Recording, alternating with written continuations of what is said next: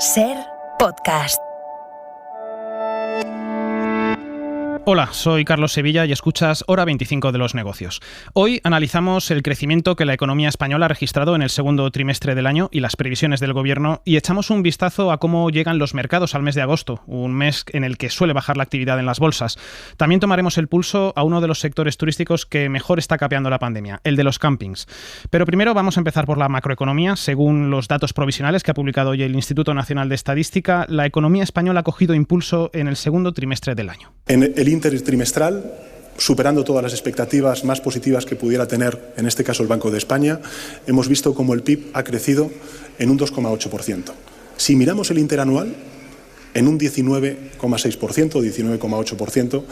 Por tanto, lo que quiero decir con esto es que estamos afianzando y consolidando esa recuperación económica. Es la valoración que hacía Pedro Sánchez de las cifras del INE, que según el Ejecutivo apuntalan la recuperación económica tras el impacto de la pandemia. En el segundo trimestre del año, la economía española ha vuelto al crecimiento y deja atrás la caída que registró entre enero y marzo por las restricciones de la tercera ola y los efectos del temporal Filomena. Entre abril y junio, el PIB subió más de un 2,5% con respecto al trimestre anterior, sobre todo por el aumento del gasto en consumo. Rafa Bernardo, buenas noches. Buenas noches. Sí, la reapertura de la actividad económica ha propiciado un repunte del consumo, porque si el crecimiento trimestral del PIB fue de un 2,8%, el aumento del consumo de los hogares alcanzó el 6,6%. Las administraciones, por su parte, también apuntalaron el crecimiento con una subida del consumo del 0,8%. La inversión de las empresas fue la que flojeó. La formación bruta de capital retrocedió un 1,5%. Desde la perspectiva sectorial, también se nota el levantamiento de las restricciones sanitarias en la fuerte subida trimestral de las actividades artísticas y recreativas del 20% y también de la categoría comercio, transporte y hostelería, que sube un 5,5%. En el caso del empleo, aumentaron las horas trabajadas un 4,4%, que es otro síntoma de reapertura. Nadia Calviño, vicepresidenta económica. Los datos que hemos conocido esta semana confirman que está en marcha una fuerte recuperación económica acompañada de un buen ritmo de creación de empleo. Gracias a la vacunación y la eficaz respuesta que hemos dado en el plano económico y social, seguimos cerrando la brecha generada por la pandemia para lograr una recuperación plena en 2022. Si nos fijamos en los datos interanuales, el crecimiento del segundo trimestre alcanza el 19,8% al compararse con el segundo trimestre de 2020, que fue el de mayor impacto de la pandemia durante la primera ola. Los datos conocidos hoy, eso sí, son provisionales. Los definitivos se conocerán a mediados de septiembre. Gracias, Rafa. Estos son los datos que hemos conocido hoy después de una intensa semana de cifras económicas que analizamos ya con Raymond Torres, director de Coyuntura Económica de Funcas. Buenas noches. Hola, buenas noches. Lo primero, el dato del INE, ese crecimiento del PIB del 2,8% en el segundo trimestre, ¿es mejor de lo que se esperaba? Es mejor de lo que se esperaba, es un buen dato y es incluso mejor de lo que ha crecido la economía europea este segundo trimestre también, incluso la americana, la china, es un crecimiento alto. Y básicamente el tirón viene del consumo de los hogares que habían ahorrado durante la crisis y están desembolsando ese sobreahorro pues en estos meses de este segundo trimestre y seguramente el tercer trimestre todavía, ¿no? Este es el lado positivo del resultado. El lado negativo o menos amable es que la inversión pues falla, no está subiendo con todo el vigor que se esperaba. Y por tanto, bueno, será importante que los fondos europeos de alguna manera se focalicen en la inversión y consigan estimular, dar un empujón a ese importante motor de crecimiento que es la inversión, porque el consumo no podrá seguir tirando la economía como lo ha hecho el segundo trimestre durante mucho más que unas pocas semanas. Dice el Gobierno que estos datos vienen a ratificar que la recuperación económica es fuerte, que vienen también a ratificar las previsiones que presentaba hace 2 días la vicepresidenta económica, Nadia Calviño. Las previsiones de crecimiento se mantienen en el 6,5% para 2021 y el 7% en 2022. ¿Son unas previsiones realistas o demasiado optimistas? Las de 2021, creo que son relativamente realistas. Nosotros tenemos un 6,3, muy próximo. Y fundamentalmente, como comentaba, se debe al consumo, ¿no? A que las familias están realmente gastando todo ese dinero que habían atesorado durante la crisis. Sin embargo, para 2022 sería más cauto, porque yo creo que va a depender mucho primero de todo, el turismo, si se produce una recuperación completa del turismo. El 7% de alguna manera supone una recuperación casi completa del turismo internacional. Y por tanto, que realmente todos los temores que se han manifestado en torno a la variante Delta, etcétera, pues se vayan poco a poco amainando. y por otra parte también supone ese 7% una ejecución completa del plan de recuperación, es decir, de los fondos europeos. No olvidemos que será difícil ejecutar completamente el plan este año y también el año que viene. Estamos hablando de en torno a 27.000 millones de euros este año, de algo similar el año que viene. Entonces yo creo que va a depender no solamente de la capacidad de ejecución de esos fondos, pero también del efecto tractor que tenga sobre el resto de la inversión. Yo creo que es una apuesta y, pues el 7% se podría conseguir en caso de hacer exactamente todo lo que supone el plan de recuperación. Ese es el principal supuesto. Y esto es en este momento es algo complejo porque todavía no disponemos de los detalles de cómo se van a seleccionar los proyectos de inversión, de cómo se va a ejecutar el presupuesto europeo, teniendo en cuenta que en años anteriores el porcentaje de ejecución ha sido más bajo, ¿no? Entonces tenemos muchas hipótesis todavía. Yo creo que lo más probable es que en este momento el crecimiento el año que viene sea inferior a lo que observemos este año. Hoy también se han conocido los datos del PIB del resto de Europa, con la eurozona creciendo después de 2 trimestres de caída, sube un 2%. ¿Esto también puede apuntalar la recuperación en España, de alguna forma? Esto, por supuesto, es muy positivo, porque no olvidemos que el 60% de nuestras exportaciones van a la eurozona, y por tanto esto es muy positivo, pero pasa un poco igual que en España, que es posible que el crecimiento haya tocado techo este segundo trimestre y poco a poco vayan aflojando esas cifras, y por tanto el tirón exterior no sea tan vigoroso de lo que ha sido hasta ahora. No olvidemos también que Estados Unidos posiblemente haya alcanzado el pico de crecimiento en el segundo trimestre, y lo mismo pasa en China, es decir, que estamos hablando de las dos primeras economías del mundo que de alguna manera están moderando esa recuperación, y por tanto no podemos esperar tanto como ha ocurrido del entorno externo, que seguramente seguirá siendo favorable, pero algo menos en cuanto al estímulo que representa en cuanto a las exportaciones. Otra de las patas del cuadro macroeconómico que ha presentado el Gobierno esta semana es el techo de gasto, en el que se basan los presupuestos que el PSOE y Unidas Podemos empezaron a negociar ayer y que el Ejecutivo ha dejado, como explica la ministra de Hacienda. El límite de gasto no financiero se sitúa en 196.142 millones de euros, una variación del 0% respecto al año anterior. Un dinero que incluye más de 25.000 millones de euros del plan de recuperación europeo y con el que el Ejecutivo pretende aumentar hasta los 18.000 millones de euros la financiación estatal de la Seguridad Social y recortar el déficit público del 8,4% de este año al 5% el próximo. ¿Es este un buen planteamiento? ¿Se puede hacer así? Yo creo que es un planteamiento que me parece corresponder a la situación coyuntural. Yo creo que lo más importante es no tanto la cifra agregada del techo de gasto, sino el contenido, es decir, los componentes de ese gasto y la calidad de los proyectos que se vayan a seleccionar dentro del gasto público, que representan, no olvidemos, cerca del 40% de la economía del país. Entonces realmente es un instrumento muy potente de política económica y es muy importante ver el detalle de las cifras, ¿no? Cifras macroeconómicas creo que van en la buena dirección, pero hay que ver el detalle. Y por otra parte hay que tener en cuenta algo que es muy importante y va a serlo cada vez más, y es que las reglas fiscales europeas se habían puesto en entredicho durante la crisis y seguirán en entredicho por lo menos hasta el año que viene, pero posiblemente se reactiven a partir de 2023.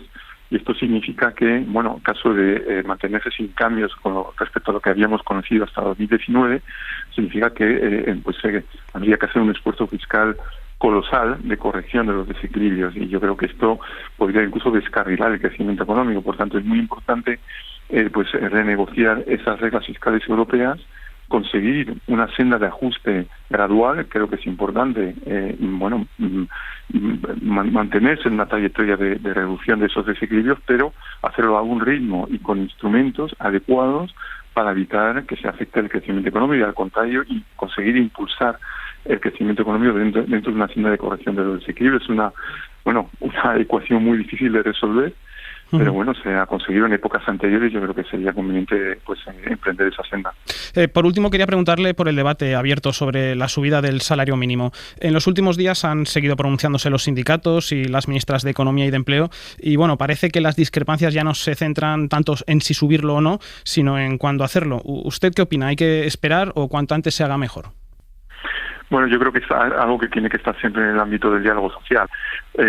Sabemos, según digamos la experiencia internacional, que un salario mínimo situado por debajo del 60% de la media salarial es un salario mínimo que no perjudica en exceso o no aparentemente el empleo, por lo menos el empleo a nivel agregado.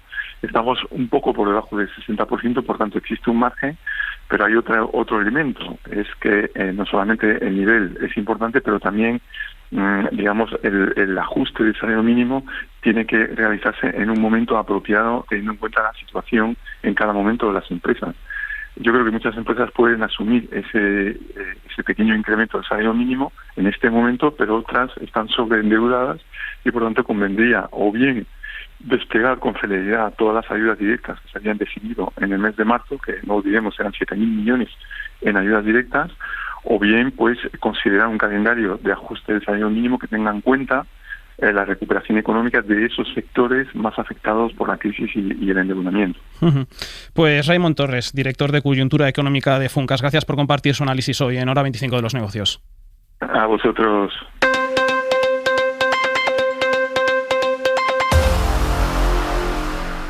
Y seguimos con más balances y previsiones porque hoy termina una semana en la que las grandes empresas han presentado sus resultados del primer semestre del año y esto, con muchas de ellas cotizadas en bolsa, siempre tiene su reflejo en los mercados. Ira Valdés, buenas noches. Hola, buenas noches. Unos mercados que han cerrado la sesión y el mes, ¿cómo?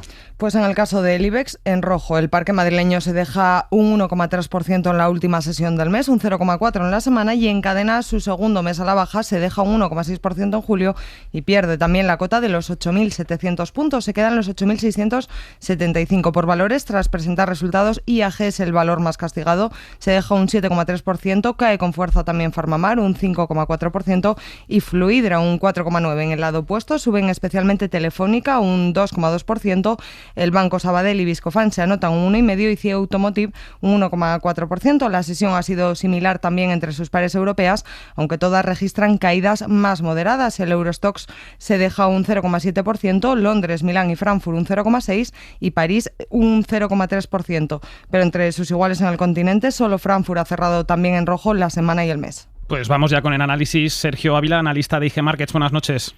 Hola, ¿qué tal? Muy buenas noches. ¿Cómo lee este cierre de mes en la bolsa ya con los resultados empresariales del primer semestre sobre la mesa? Bueno, hemos tenido un cierre diario hoy negativo, al mes también. Bueno, el mercado español cierra con pérdidas. Bueno, los resultados empresariales han sido buenos a nivel general. Lo único que, bueno, en el corto plazo lo que hemos visto es que las bolsas chinas pues están presionando en cierta manera, ¿no?, el sentimiento general con las fuertes caídas que han tenido esta semana. Tenemos también a la variante Delta del coronavirus que en cierta manera pues está presionando o está pues poniendo nerviosos en cierta forma a los inversores. Y luego, por otro lado, bueno, hemos tenido también los resultados de las compañías norteamericanas que han sido muy buenos, pero Amazon y Facebook pues finalmente se han visto presionadas a la baja debido a que, bueno, las previsiones de cara al final de año han sido negativas. Tienen mucho peso estos valores dentro del mercado norteamericano y por ende pues han extendido, ¿no?, las pérdidas al resto de los mercados. Pero bueno, a nivel general lo que sigo viendo es que el sentimiento sigue siendo muy negativo. Es cierto que entramos en un periodo estacional que suele ser también pues un periodo negativo para el mercado. Habitualmente a partir del mes de agosto hasta mediados de septiembre la rentabilidad anualizada en el mercado europeo suele ser negativa, suele ser bajista, no tanto así en el mercado norteamericano, que en los últimos 71 años pues hemos tenido un rango lateral, ¿no? Con lo cual, bueno, eso hay que tenerlo en cuenta a nivel general. Pero lo importante de esta semana es que, por otro lado, la Reserva Federal va a seguir manteniendo estímulos. Eso es algo que al final pues no deja de ser gasolina para el mercado y el sentimiento, como decía, sigue siendo muy negativo, ¿no? Tenemos ahora los indicadores de sentimiento, como es el indicador de Midi Codicia, en zona de 26, lo cual normalmente, por ley de sentimiento contrario, suele ser positivo para el mercado. Si le parece, vamos a entrar un poco en el detalle y hacer balance de cómo llega el IBEX y sus sectores desde el principio del año hasta el mes de agosto, porque Sira, hay algunos grandes ganadores en esta primera mitad del año y otros a los que le está costando más recuperarse de la pandemia. Desde que comenzó el año, el IBEX ha repuntado un 7,5%, pero el comportamiento entre los valores que lo conforman ha sido muy desigual, con avances de hasta más de un 65%, como en el caso del Sabadell, y caídas de hasta casi más de un 30%, como en el de Solaria. Por sectores, el año está siendo especialmente bueno para el financiero. Además del Sabadell, el BBVA también repunta un 34%, el Santander y CaixaBank, por ejemplo, en torno a un 20%. También la industria siderúrgica está teniendo un buen desempeño, especialmente ArcelorMittal, que suma un 54%, pero también otros valores como Acerinox, que avanza en torno a un 24%. También las compañías del sector tecnológico y de telecomunicaciones registran avances por encima del 20% en lo que llevamos de 2021. En el lado opuesto caen especialmente las energías renovables. Solaria se deja un 31%, Siemens Gamesa un 29%, destaca también la caída de ACS, por ejemplo, que se deja un 18%. Y en el sector turístico, que fue el más golpeado el año pasado, los resultados son mixtos. AENA cae más de un 6%, Amadeus se deja un 7%, mientras que Meliá recupera poco más de 1,5% e IAG repunta más de un 10%. En conjunto, como decíamos, en estos 7 meses que llevamos de año, el IBEX ha remontado un 7,5%, es un gran avance si no se compara con la situación que han vivido durante estos meses sus pares europeos, que registran avances superiores al 9% del FTSE británico. Entre los demás también se queda algo rezagado el DAX alemán, con un 13%, que fue el único de los principales selectivos del continente que saldó 2020 con ganancias. Milán suma ya un 14%, el Eurostoxx un 15% y París un 19%. Un IBEX que empezó el año negativo y que ha ido repuntando hasta julio. Sergio Ávila, analista de IG, ¿podemos esperar un comportamiento similar en lo que queda del año? Que empiece en negativo y vaya remontando hasta el final. Bueno, ahora mismo estamos en una fase importante para el mercado español, para el IBEX 35, tras la fuerte caída que llevamos desde junio de un 11,55% hasta los mínimos. Estamos intentando rebotar, pero bueno, tenemos resistencias importantes en la zona de los 8.840. Yo creo que para poder pensar en mayores subidas debemos de ver una superación de esos niveles. Como bien habéis dicho, los que más han recuperado este año han sido las compañías cíclicas. Se ha visto, ¿no?, que a partir de noviembre del año pasado, con esa publicación de la noticia de que íbamos a tener ya la vacuna y que esa vacuna pues podría servir, ¿no?, para que las economías se reabriesen, las compañías cíclicas se han visto beneficiadas. Bueno, ahora estamos con esa incertidumbre también de qué va a ocurrir con la variante Delta, que en cierta manera pues podría hacer algo de daño a nuestro sector turístico, ¿no?, como hemos visto en las últimas sesiones. Pero bueno, yo creo que el mercado de fondo es alcista. Deberíamos de pensar que vamos a seguir recuperando la economía, ¿no?, que vamos a seguir teniendo crecimiento y que por lo tanto pues lo más normal sería finalmente terminar por romper esas resistencias. Pero en el corto plazo hay riesgos de que podamos haber alguna corrección adicional, sobre todo si perdiésemos la zona de los 8.629 puntos en el caso del IBEX 35, ¿no? Y eso nos podría llevar otra vez hacia la zona de los mínimos de julio, con lo cual algo de precaución en estos momentos, y por ese sentido quizás es momento de pensar en ser un poquito más defensivo, ¿no? Compañías que lo habían hecho algo peor, como puede ser pues algunas utilities, ahora mismo podrían volver a ser valores en los que fijarse, por ejemplo en el caso de Nagas. Al mes de julio le quedan 2 días, llega agosto, muchos inversores, operadores y asesores se van de vacaciones y con menos volumen de negociación, una situación inesperada puede provocar movimientos fuertes en los mercados. ¿Qué sectores o valores recomienda en este mes de bajada de la actividad? Sí, justamente lo que comentaba, ¿no? Estamos en un periodo estacional en el que la actividad suele caer mucho, eso suele hacer que aumente la volatilidad, las caídas cuando se producen suelen ser un poquito más abultadas. En caso de que así fuesen, pues los sectores más defensivos son aquellos pues como pueden ser utilities, farmacéuticas, incluso, bueno, dentro del mercado español ahora mismo diría también las inmobiliarias. Yo lo que me fijaría sería en compañías que lo están haciendo muy bien en estos momentos, como pueden ser pues dentro del sector de cemento y construcción, pues tenemos Inmobiliaria Colonial, que está aguantando muy bien, tenemos también Amelie Properties, tenemos Aedas Homes, tendríamos incluso a Ferrovial, que también está aguantando muy bien en estos momentos. Dentro del sector eléctrico me quedaría con Red Eléctrica y dentro del sector de utilities también con Enagas. Y luego me fijaría dentro de la metalurgia, que a pesar de que son más cíclicas, también hay algunas que lo están haciendo y están aguantando muy bien, ¿no? Como puede ser ArcelorMittal o Airbus. Y en el caso de las más defensivas, como pueden ser compañías de químicos o farmacéuticas, tendremos a Aircross, que también lo está haciendo francamente bien. Y luego dentro del sectorial bancario, que a pesar, ¿no?, de que son cíclicas y que en caso de que pudiera haber alguna corrección, pues se puedan ver más perjudicadas, la que mejor lo está haciendo es BBVA en estos momentos y la que más fortaleza presenta. Pues Sergio Ávila, analista de IG Markets, muchas gracias por atender la llamada de la SER. Un saludo. Muchísimas gracias, un saludo. Hora 25 de los negocios. Cadena SER. Y hoy, lo comentábamos en la portada, además de los datos del PIB, el INE también ha publicado un indicador que sirve como termómetro del turismo. Es el de las pernoctaciones del mes de junio en apartamentos turísticos, campings y albergues, que muestran cómo estos alojamientos se están recuperando del impacto de la pandemia en el turismo mejor que otros sectores, como los hoteles o las agencias de viajes. En el caso de los campings, el mes pasado recuperaron el 80% de las pernoctaciones que registraron en el mismo mes de 2019, antes de la pandemia. Saludamos ya a Ana Beriain, presidenta de la Federación Española de Campings. Buenas noches. Hola, buenas noches. Estos son los datos del INE de junio, pero ¿cómo ha ido el mes de julio? ¿Cómo marchan la temporada de verano y las reservas de agosto? Bueno, pues depende un poquito por zonas, de las zonas, de España. Hay zonas en las que el julio ha ido bastante bien y agosto, pues hay casi un 100% de reservas, y hay otras zonas en las que ha ido peor el mes de julio. Pero en general podemos hablar que tenemos los bungalows a un 90% de ocupación y las parcelas a un 75 o un 80% de ocupación. ¿Cómo ha sido esta primera mitad del año con su temporada de Semana Santa y el inicio del verano en comparación con la del año pasado? ¿Cuánta actividad o facturación han conseguido recuperar?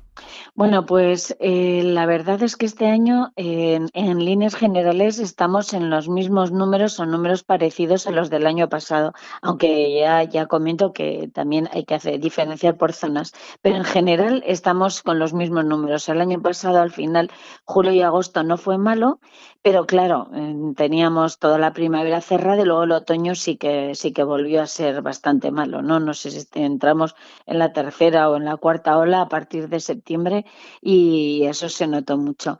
Y este año, pues la verdad es que estamos en los números de julio-agosto del año pasado, o sea que son buenos, son números buenos, y bueno, primavera ha ido bien y esperamos a ver qué pasa en el otoño, pero en línea general pues igual o incluso un poquito mejor que el año pasado. Hablaba usted de zonas. ¿Qué destinos son los que mejor se están recuperando y a cuáles les está costando más? Les está costando un poco más a las zonas que dependen más del turismo extranjero, como puede ser pues algunas zonas de cornisa cantábrica y, por ejemplo, parte de Cataluña y alguna zona de Andalucía y costa de Levante.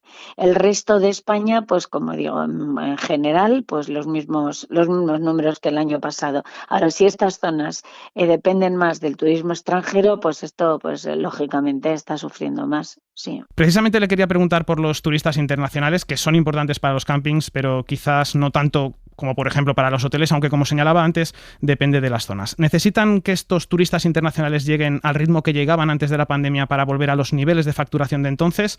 ¿O el tirón de los turistas nacionales se puede consolidar y ser suficiente? Bueno, la verdad es que la situación es muy extraña. Estamos con una montaña rusa de que unos días estamos muy bien, otros días vamos peor, pero sí, el turismo extranjero es muy importante para el sector del camping, mucho, y sobre todo además si hablamos de las diferentes temporadas. Podemos hablar de que en primavera y en otoño prácticamente el 90% de los turistas de muchos campings, por ejemplo en las zonas que he comentado, Andalucía, costa de Valencia, bueno, Valencia no solo costa, sino interior también, y parte de Cataluña, pues están prácticamente ocupados a un 80 o 90% durante otoño y primavera de turismo extranjero, sobre todo jubilados de Centro Europa. Entonces, claro, lógicamente es muy, muy importante este tipo de turismo, y el resto también tenemos un porcentaje de turismo importante. Estamos hablando de que en zonas quizá no tan turísticas, con un tiempo que no es tan seguro como en estas zonas, pues estaremos en un 35% de la facturación, entre un 35 y un 40% que supone este tipo de turismo, ¿no? Depende de este tipo de turismo centroeuropeo. Pues Ana Beriain, presidenta de la Federación Española de Campings, muchas gracias por atender la llamada de la SER. Muy bien, muchas gracias a vosotros. Buenas noches. Hasta aquí el balance del año y las previsiones para el turismo, la macroeconomía y los mercados que hemos analizado hoy en Hora 25 de los negocios. Los escenarios de futuro que se plantean son más o menos optimistas, pero dependen fundamentalmente de cómo sea la recuperación económica. La evolución de la pandemia y de la vacunación determinarán si esa recuperación se consolida, si acelera el ritmo o si se frena.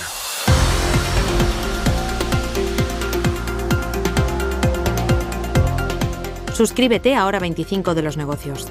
Todos los episodios y contenidos adicionales en la app de Cadena SER y en nuestros canales de Apple Podcast, Spotify, iVoox, Google Podcast y YouTube. Escúchanos en directo en la SER de lunes a viernes a las 9:30 de la noche.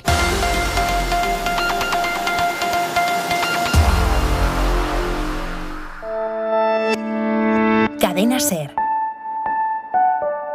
La radio.